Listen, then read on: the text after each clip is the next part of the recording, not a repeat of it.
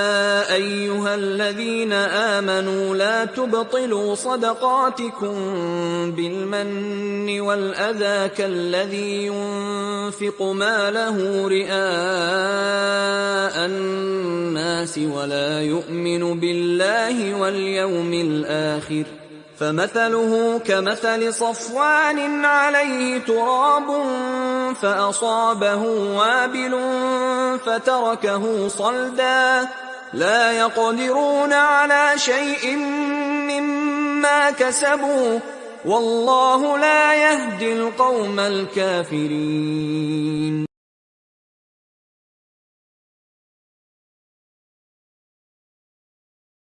Bismillahirrahmanirrahim. Assalamualaikum warahmatullahi wabarakatuh. Alhamdulillahirabbil alamin. Wa bihi nasta'inu ala umuri dunya waddin. Wa ashhadu an la ilaha illallah wahdahu la syarikalah. Wa ashhadu anna sayyidana wa nabiyyana Muhammadan abduhu wa rasuluh. Allahumma shalli wa sallim wa barik ala hadzal nabiyil karim sayyidina Muhammadin wa ala alihi wa sahbihi ajma'in. Amma ba'du fa ya ayyuhal hadirun wal hadirat rahimakumullah. Segala puji bagi Allah Subhanahu wa taala. Allah lah yang memiliki, Allah lah yang berhak menerima segala pujian. Sampai pada saat yang berbahagia ini, Allah masih memberikan taufik kepada kita bersama berkumpul pada majelis yang mulia ini untuk sama-sama kita mengkaji, mentadabburi ayat-ayat Allah Subhanahu wa taala yang insyaallah pada malam yang berbahagia ini akan kita lanjutkan surat Al-Baqarah ayat 264. Selanjutnya salawat dan salam kepada junjungan kita Nabi Muhammad sallallahu alaihi wasallam, kepada keluarga beliau dan para sahabat beliau sekalian. Hadirin dan hadirat yang dirahmati Allah. Allah Subhanahu wa taala berfirman, A'udzu billahi minasyaitonir rajim. Bismillahirrahmanirrahim. Ya ayyuhalladzina amanu la tubtilu shadaqatikum bil manni wal adza. Malam yang berbahagia ini Allah Subhanahu wa taala memanggil panggilan iman. Ya ayyuhalladzina amanu. Lagi-lagi Allah mengingatkan sedekah, sedekah itu biar pahalanya tetap, pahalanya tidak hilang. Allah mengingatkan dua perkara sebagaimana Allah menyebutkan pada ayat sebelumnya yang sudah kita kaji pada minggu yang lalu. Alladzina yunfiquna amwalahum fi sabilillah tsumma la yutbi'una ma anfaqu manna wala adza. Dua. Infak di jalan Allah tidak kemudian diiringi dengan perkataan yang tidak baik ataupun pekerjaan perbuatan yang menyakiti si penerima. Orang yang demikian itu mendapatkan pahala, lahum ajruhum 'inda rabbihim. Hanya mereka yang mendapatkan balasan di sisi Tuhan mereka. Malam yang berbahagia ini la tubtilu shadaqatikum. Minggu lalu kita sudah dapat lahum ajruhum 'inda rabbihim, mendapatkan pahala yang berlipat. Malam ini Allah mengingatkan, janganlah wahai orang yang beriman, janganlah kalian membatalkan, menghapus pahala sedekah kalian bil manni wal adza, dengan manni, omon-omon, ngomong yang tidak mengenakan si penerima, wal adza, dan ada kata-kata yang perbuatan yang menyakiti. Ini Allah mengingatkan terus berturut-turut. Ini menunjukkan ini bukan sesuatu yang biasa, ini sesuatu yang fatal. Bila dilakukan benar-benar fahala ibadah, fahala sedekahnya itu tidak ada sisa sama sekali. Imam Mutawalli As-Sa'rawi menjelaskan, orang yang bersedekah kemudian diiringi dengan perkataan yang tidak baik ataupun tindakan yang tidak baik, ini mendapat dua kerugian. Yang pertama, kerugian yang pertama, hartanya itu berkurang. Biasa sering kita dengar orang yang bersedekah hartanya tidak berkurang, bahkan akan bertambah. Tapi orang yang demikian itu hartanya berkurang betulan. Di dunia hartanya berkurang. Kalau hartanya 1 juta dia kurangi 100 ribu, berarti benar-benar hartanya berkurang 100 ribu. Itu yang pertama. Karena Allah Subhanahu wa taala la yu'awwidhu alaihi, nilai ataupun sedekah yang diiringi dengan manni wal adza itu tidak akan diganti oleh Allah Subhanahu wa taala baik di dunia maupun di akhirat. Itu yang pertama. Yang kedua, al-hirman minas thawab. Pahalanya itu terhalang. Dia keluarkan, pahalanya tidak dapat.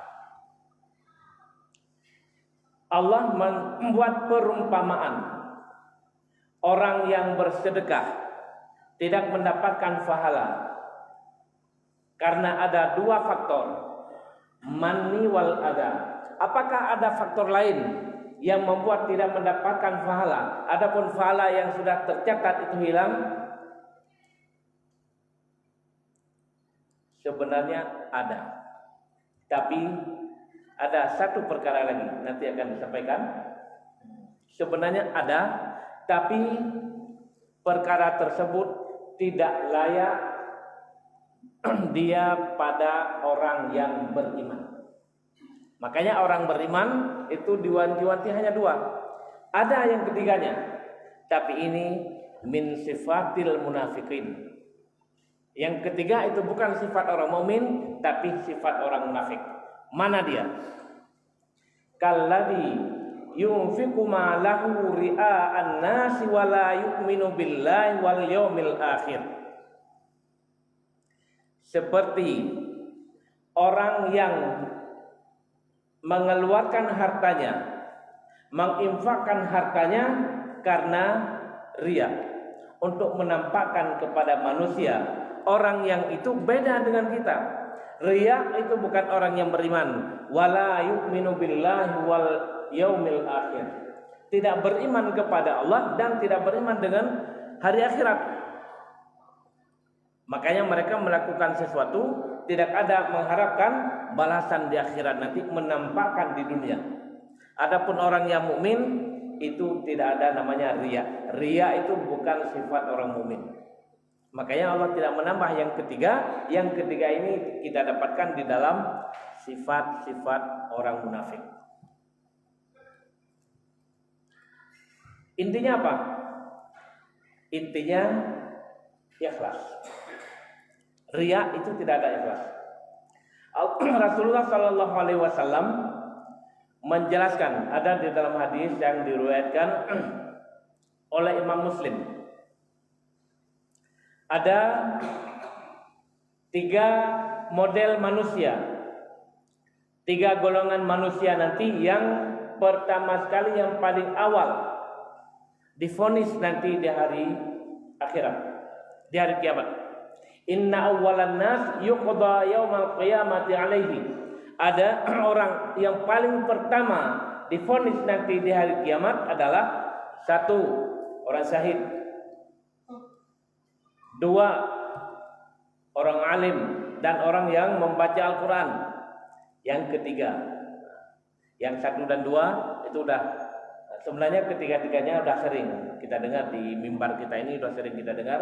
Hari ini kita fokuskan pada yang ketiga. Yang ketiga, rajulun wasa'allahu alaihi wa a'tahu min asnafil mali kulli. Orang yang diberikan keluasan rezekinya oleh Allah Subhanahu wa taala, dia punya harta yang berlimpah ruah. Nanti di yaumil qiyamah fa'utiya bihi fa'arrafahu ni'amahu fa'arafaha. Allah menampakkan nikmatnya sedekah yang luar biasa. Allah bertanya, "Fama amilta fiha?"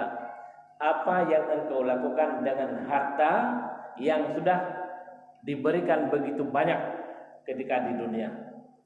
Dia menjawab, "Qal ma taraktu min sabilin tuhibbu ayyunfaqa fiha illa anfaqtu fiha lak."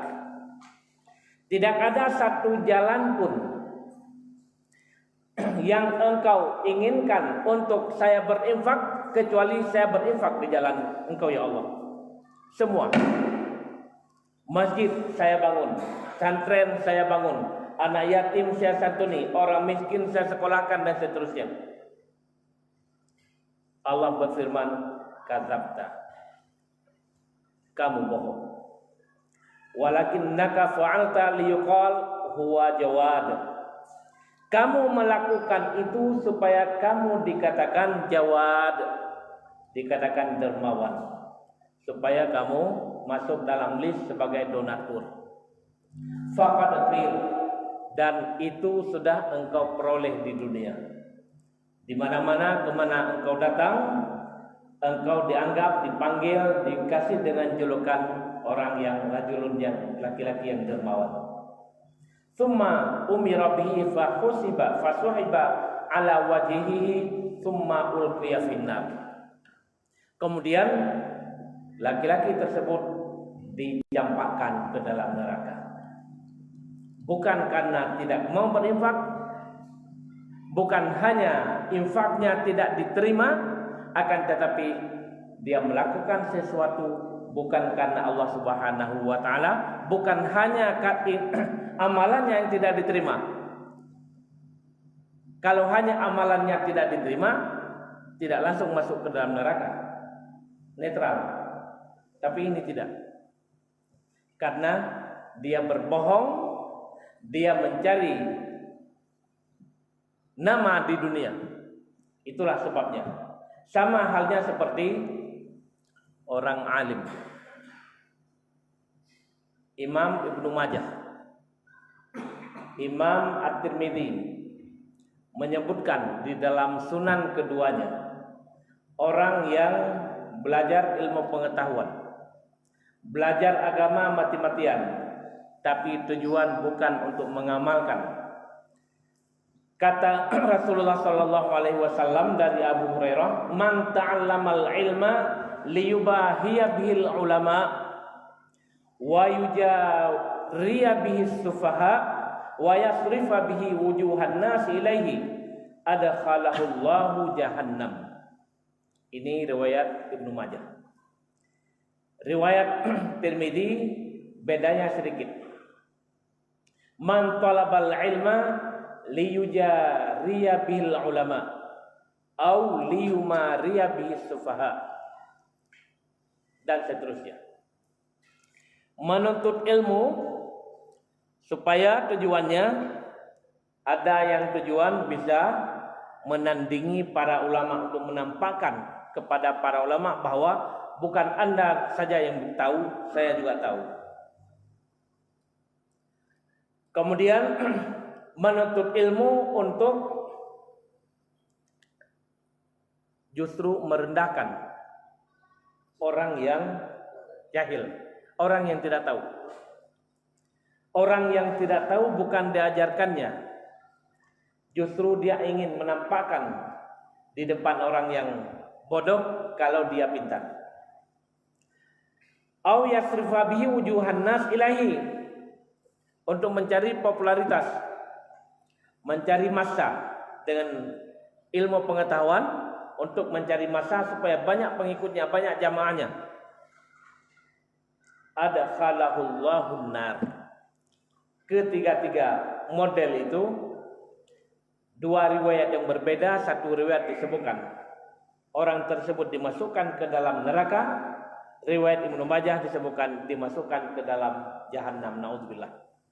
Kalau neraka itu lebih umum, tapi kalau jahanam itu salah satu dari bagian dari neraka.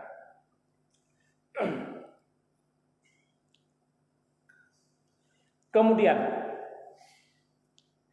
Allah menyebutkan kalladzi yunfiqu malahu riya'an nas wala yu'minu billahi wal yaumil akhir. Imam Syekh Said Tantawi menyebutkan arti dari ya ayyuhalladzina amanu la tubtilu shadaqatikum bil manni wal adha kalladzi yunfiqu malahu riya'an nas. Janganlah wahai orang yang beriman kalian menghapus pahala sedekah kalian dengan dua sebab, omong dan perbuatan yang menyakiti. Fayakunu mithluhum fi hadzal ibtal li sadaqatikum bisababi martakabtum min atham ka mathalil munafiq.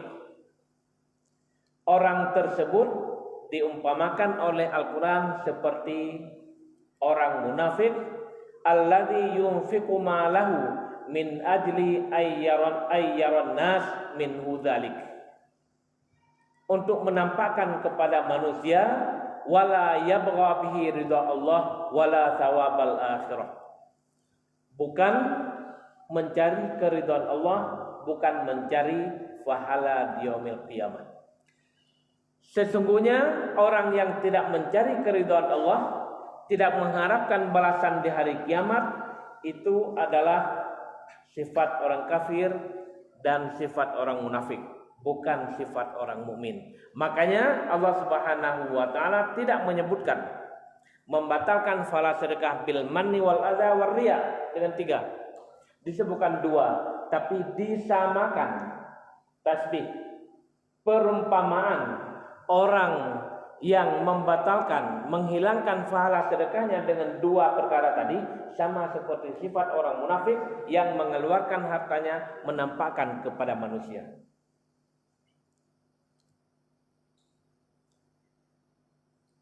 Famathaluhu kamathali safwanin alaihi turabun fa asabahu wabilun fatarakahu salda. Orang yang mengeluarkan hartanya kemudian pahalanya hilang karena dua perkara tadi, atau orang munafik yang mengeluarkan hartanya untuk menampakkan kepada manusia kalau dia itu dermawan dan sebagainya, itu diumpamakan oleh Allah Subhanahu wa taala kama tali safwanin, seperti Safwan. Safwan itu batu yang licin, lagi oleh tidak ada hana itu wadamat licin, itu Safwan. Makanya Gunung Marwah, sebenarnya bukan gunung bukit. Kalau gunung kesan terlalu tinggi. Bukit Marwah itu ada yang menamakan dengan Safwan, karena dulunya, kalau sekarang nggak nampak karena sudah dibeton. Karena dulu batunya di Marwah itu, Safa dan Marwah yang sebelah Marwahnya itu batunya itu batu putih dan licin seperti marmer.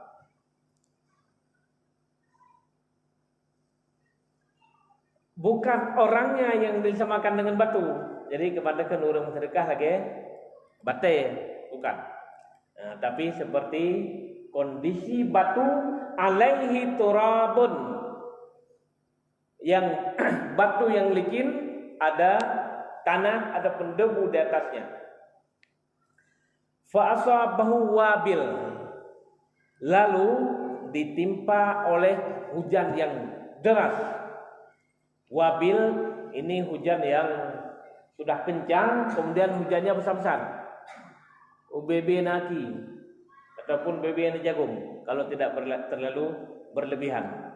Itu dinamakan wabil. Karena hujan, kalau bahasa kita hujan aja.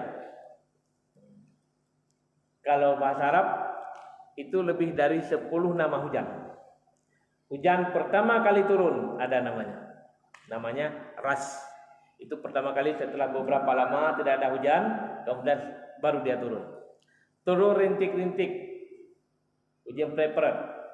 Nah, tetap di dalam bahasa kita ada disebutkan hujan prepret. Kalau bahasa Arab tidak menyebutkan matar, tapi disebutkan dengan tal. Itu hujan yang ringan. Ada hujan yang beberapa hari tidak ada henti-hentinya, seperti menjelang banjir bulan yang lalu.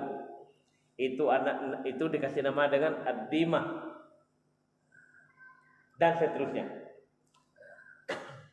Jadi semua model di dalam bahasa Arab itu ada namanya. Inilah salah satu keistimewaan bahasa Arab yang jarang ataupun langka dimiliki oleh bahasa-bahasa lain.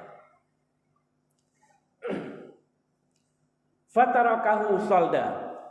Setelah ditimpa hujan, kemudian bersih, seperti tidak ada bekas apa-apa. Kita mau melihat bekas air itu tidak ada, bekas debu itu tidak ada sama sekali. Begitulah perumpamaannya air batu yang licin, ibaratnya debu ataupun tanah itu ibaratkan sedekah tadi. Karena riya, itu diibaratkan bagaikan hujan, begitu turun membersihkan semua, hana tinggal mesrida. Itulah ibarat orang yang mengeluarkan hartanya karena untuk menampakkan kepada manusia. La yaqdiruna ala syai'in mimma kasabu. Manusia tidak mampu melakukan apa yang dia mau. Itu semua Allah Subhanahu wa taala. Enggak mampu dia mau menahan. Ibarat batai yang tatun kemajara batai bube iglis. Batai laut jeraya. Itu tidak ada kuasa manusia. Kemudian Allah Subhanahu wa taala menutup ayat ini dengan perkataan wallahu la yahdil qaumal kafirin. Allah Subhanahu wa taala tidak memberikan petunjuk kepada kaum yang kafir, orang-orang yang kafir. Orang yang kafir tidak bermanfaat petunjuk karena mereka lebih mengutamakan kekufuran daripada keimanan. Hadirin dan hadirat yang dirahmati Allah, kalau kita lihat ayat jangan menghilangkan pahala sedekah dengan ini dan seterusnya. Kemudian Allah menutup ayat dengan wallahu la yahdil qaumal kafirin. Apa korelasinya? Ternyata di sini menunjukkan bahwa infak, mengeluarkan harta ataupun sedekah yang diiringi dengan 3 perkara tadi, al-manni wal adza war riya, laisa min sifatil mu'minin. Itu bukan sifat orang mukmin, wa innama huwa min sifatil kafirin. Akan tetapi 3 sifat tadi itu sifat orang kafir, tidak layak dengan orang mukmin. Makanya ayat ini Allah Subhanahu wa taala menutup dengan perkataan wallahu la yahdil qaumal kafirin. Mudah-mudahan bermanfaat untuk kita semua. Kita buka forum tanya jawab. Kami persilakan. Ini seperti biasa Ustaz ya. Kalau setiap terjadi sumbangan itu dibales. Dia boleh. Itu kira bagaimana Ustaz? Hukumnya. Maka maksud Suria juga, walaupun yang punya ini nggak tahu gimana. Terus kita buat, kalau kita nggak buat orang kadang-kadang nggak gimana? Ya, nah, ini pertanyaannya kalau list sumbangan itu yang list itu di situ ada dua hal. Satu menyangkut dengan individu yang pemberi. Yang kedua tanggung jawab pengurus. Tanggung jawab pengurus dia harus melakukan sesuai dengan tanggung jawabnya. Akan tetapi si pemberi dia tidak meminta untuk namanya disebutkan. Kalaupun bukan disebut namanya, diganti dengan inisial atau diganti dengan hamba Allah atau dan lain-lain, dia tidak keberatan. Kalau seandainya dia keberatan, dia mau memang namanya harus terbaca dengan namanya yang jelas, ini masuk dalam ayat ini. Beli bacanan kana lifala. Kalau mau dari pihak yang memberi. Kalau pihak yang memberi nggak sebut apa tapi oleh perintah sebut nama. Itu tanggung jawab panitia. Panitia di mana-mana, kalau seandainya kita tidak minta pertanggungjawabannya, nanti akan terjadi fitnah lebih besar. Akan terjadi tuduhan, penyimpangan dan sebagainya. Itu lain. Makanya di situ ada dua yang perlu dilihat. Yang pertama dari si pemberi, yang kedua dari pihak panitia. Itu dua hal yang berbeda.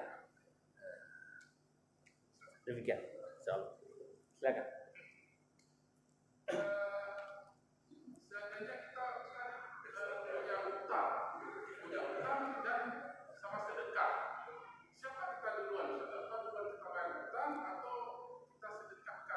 Oke, baik. Satu lagi Ustaz, hasil daripada subahat Ustaz. Dari subahat kita sedekah dari dermawan itu ada pahalanya Ustaz? Oke. Yang pertama, seseorang, jangan kita gunakan kalimat kita. Mudah-mudahan semua kita terbebas dari hutang. Tabunan dulu lain, inisial. Nah, seseorang punya hutang, dia berinfak. Dia kepingin berinfak, mana didahulukan? Itu yang pertama dilihat status hutangnya dulu. Sudah jatuh tempo kah atau belum? Kalau sudah jatuh tempo, itu tidak boleh bersedekah, wajib bayar hutang. Kalau sedekah yang hutang yang temponya masih 1 tahun ke depan, itu tidak mengapa dia bersedekah, tapi perkiraan dia tidaklah dengan dia mengeluarkan sedekah akan tidak mampu membayar hutang. Tapi kalau hanya sedekah ketika celeng lewat, itu kan jumlahnya, kalaupun dia tidak mengeluarkan hutang juga tidak akan terbayar. Mudah-mudahan dengan dia mengeluarkan setiap celengan lewat, Allah memberikan kemudahan, hutangnya pun dimudahkan. Itu yang pertama. Yang kedua, bersedekah dengan uang yang tidak jelas. Uang yang tidak jelas itulah namanya syubhat. Kalau uang jelas, dia al-halalu bayyinun. Jelas kalau halal, kalau yang haram al-haramu bayyinun, jelas. Ini yang sama-sama di tengah-tengah. Syubhat. Iya, silakan. Waalaikumsalam warahmatullahi wabarakatuh. Coba diulang. Coba diulang, enggak begitu kira. Itu baiknya. Iya. Oke. Yang syubhat, insya Allah minggu depan kita tuntaskan yang syubhat, karena syubhat itu kan di tengah-tengah dia. Sama-sama. Hukumnya juga sama-sama. Insya Allah kita rujuk kembali, akan kita jelaskan pada minggu depan. Kalau yang ketiga, bagi-bagi uang menjelang pemilu. Kalau yang menerima si fulan, dia sebenarnya tidak tertarik untuk memilih dia, itu masuk dalam sogo menyogok. Yang menerima juga bermasalah. Kalau masuk penjara, kalau bicara KPK dua-dua kan, yang nyogok juga masuk. Nah, dalam neraka juga demikian. Ar-rasi wal murtasi, kedua-duanya di dalam neraka. Yang menyogok, yang disogok sama-sama. Jadi sebenarnya tidak ada istilah uang diambil, dia jangan dipilih. Itu ada orang menyebutkan seperti itu biar orang ketawa dulu, setelah para jemaah ketawa nanti diluruskan. Tapi kadangkala orang tidak mendengarkan, ketika diluruskan sudah sibuk dengan ketawa. Ada beberapa ceramah kami dengar, peng kacau orang beda pilih. Habis itu jamaah para ketawa teriak, di tengah-tengah teriak itu Ustaz menjelaskan. Sama juga. Iya, tapi menjelaskan setelah itu menjelaskan, penjelasannya itu banyak tidak didengar karena sudah duluan dengan tertawa. Ya.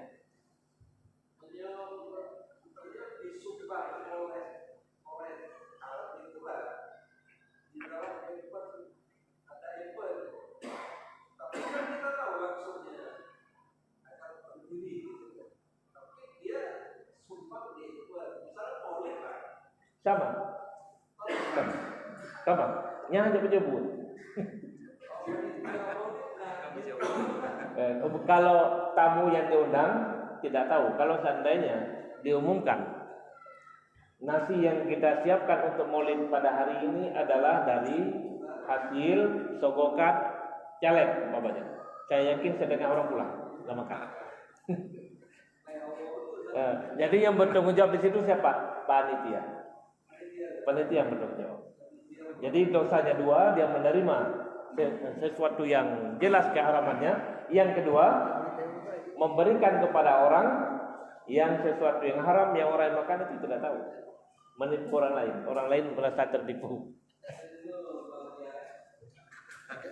Dikasih uang yang kita syarat pasal beliau.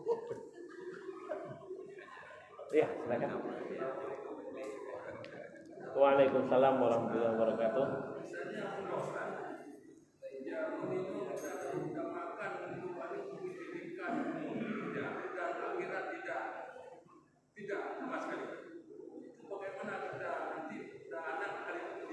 Iya.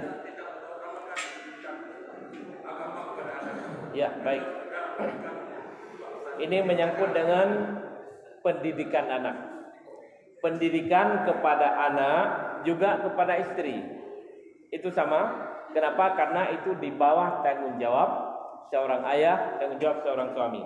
Pendidikan itu punya tingkatannya. Dimulai dari mana? Apa yang pertama sekali yang wajib diajarkan kepada anak? Kemudian apa yang harus diajarkan? Ada yang hukumnya fardhu ain. Orang tuanya tidak mengajarkan, orang tuanya tidak akan terlepas nanti di yaumil qiyamah.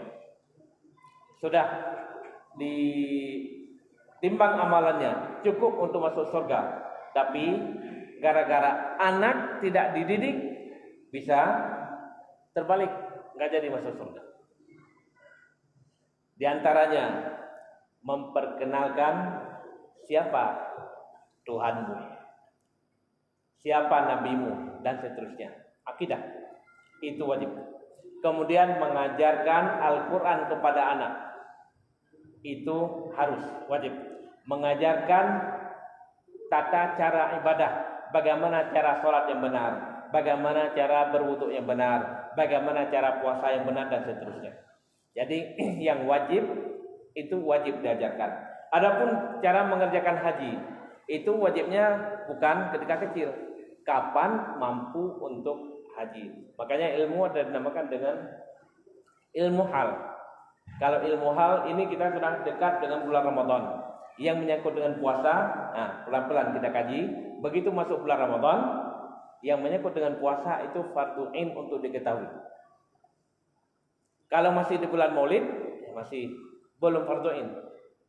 Nah, dua becut nggak ada masalah. Nah, tapi begitu masuk bulan Ramadan itu sudah harga mati. Demikian juga dengan pendidikan anak. Jadi tidak ada pada dasarnya tidak ada dikotomi di dalam Islam. Ini ilmu umum, ini ilmu agama. Sebenarnya. Akan tetapi ada pihak-pihak yang memisahkan dengan tujuan-tujuan tertentu, lebih-lebih di Indonesia. Itu sebelum Indonesia merdeka ada oknum yang memisahkan pelajaran umum ini pelajaran agama. Padahal hampir semua ilmu itu pecahan dari ilmu agama, semua ilmu agama terpecah dia. Kapan orang tahu astronomi bagian dari ilmu agama? Kapan orang mengakui? Akhir-akhir ini. Diganti nama, dikasih nama ilmu falak. Yang ke agama. Disebut astronomi seolah-olah umum. Padahal untuk apa astronomi? Salah satu dari ilmu astronomi untuk mengetahui jam berapa kita sholat subuh besok pagi. Jam berapa kita sholat duha. Tanggal berapa kita puasa, jam berapa buka puasa, jam berapa sahur, dan seterusnya. Ini salah satu dari ilmu astronomi. Banyak kita lihat masjid, tiba-tiba kok miring kiblatnya. Itu mengetahui jawabannya dengan ilmu astronomi. Kalau kita sering menyebutnya ilmu falak, itu bukan ilmu umum sebenarnya. Untuk mengetahui arah kiblat, untuk mengetahui sesungguhnya Rasulullah SAW lahir tanggal berapa. Karena di dalam hadis tidak disebutkan tanggalnya, disebutkan peristiwa, disebutkan hari, tidak menyebutkan tanggal. Dengan ilmu falak bisa diketahui, oh ternyata Rasul lahir pada tanggal 9 Rabiul Awal umpamanya, dan seterusnya dan seterusnya. Jadi hampir semua yang dinamakan dengan ilmu umum sebenarnya itu sarana untuk ibadah. Kedokteran sekarang sudah dimasukkan dalam ilmu umum. Orang sehat dengan sehat bisa nyaman duduk di masjid lama-lama. Jadi sarana untuk ibadah hampir semua ditempuh dengan ilmu umum. Enak kita duduk dalam masjid, nyaman di dalam masjid, adanya pendingin, kemudian suasananya begini dan seterusnya. Itu tidak bisa dengan fikih. Ilmu fikih mau buat loteng tidak bisa. Jadi semua itu saling melengkapi, tergantung kepada tujuan dan niat. Kalau tujuan niat untuk mendukung agama Allah, apapun akan diterima oleh Allah Subhanahu wa taala. Akan tetapi ada yang fardhu ain itu. Yang fardhu ain itu tidak boleh dijadikan nomor 2. Adapun membangun ini, membangun itu, ilmu ini, itu banyak posisinya pada fardhu kifayah. Artinya di dalam komplek ini ada arsitek, beberapa orang sudah cukup. Tapi kalau untuk ilmu salat hanya beberapa orang tahu bagaimana cara salat yang benar, tidak bisa. Semua individu kita harus tahu bagaimana cara salat yang benar. Demikian. Silakan. Terima kasih Ustaz. Kami ingin penjelasan mengenai dari apa yang Ustaz sampaikan tadi, yaitu masalah mani wa adza dan waria. Beda, memang beda tipis, tapi perlu penelitian dalam menghadapi kehidupan kita. Ya, baik. Soal dari Pak Anwar. Ada 3 tadi, al-man, al-adha, dan ar-riya. Ketiga-tiganya minta diulang, apa kira-kira perbedaannya. Kalau al-adha itu menyakiti si penerima dengan berbagai bentuk. Apakah dengan pandangan sinis, atau dengan ucapan, dengan tindakan dan sebagainya. Al-man itu menyakiti si penerima dengan ucapan. Nah, sementara riya itu melakukan dengan tujuan untuk menampakkan kepada manusia. Riya. Tunggu sebentar ya. Nah, pertanyaan yang dari luar daerah.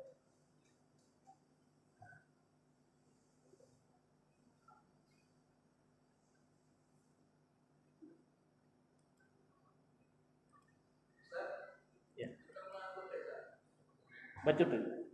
Nah, ini ada pertanyaan, nampaknya sudah terjawab.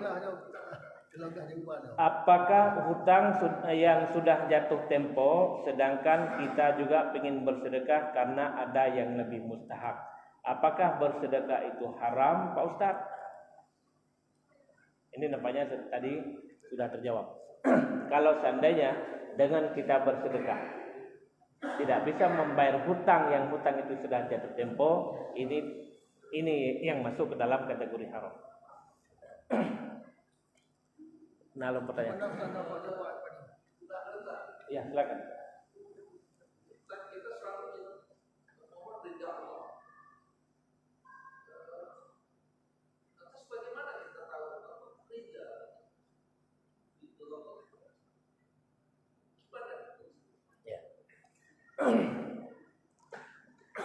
untuk ridha Allah Subhanahu wa taala. Apakah Allah sudah meridai kita atau tidak?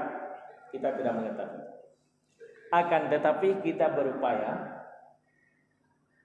kita berdoa, berharap kepada Allah, kita dimasukkan dan kita diberikan taufik oleh Allah mampu melakukan ma yuhibbu wa yardah, yang dicintai dan diridhai oleh Allah Subhanahu wa taala. Apakah kalau begini sudah pasti diridhai? Belum. Kita tidak bisa mengetahuinya. Walaupun ada standar, tapi itu hak Allah Subhanahu wa taala. Justru kalau kita mengukur, kita memberikan penilaian sendiri, itu jadi masalah besar. Jadi kita melakukan sesuai dengan standar, ada syariat. Kita berdoa, berharap kepada Allah Subhanahu wa taala, mudah-mudahan langkah-langkah kita, pekerjaan yang kita lakukan, amalan yang kita kerjakan diterima dan dicintai dan diridhai oleh Allah Subhanahu wa taala. Demikian, mohon maaf atas segala kekurangan. Terima kasih atas segala perhatian. Aku qouli hadza, astaghfirullahaladzim li wa lakum. Wassalamualaikum warahmatullahi wabarakatuh.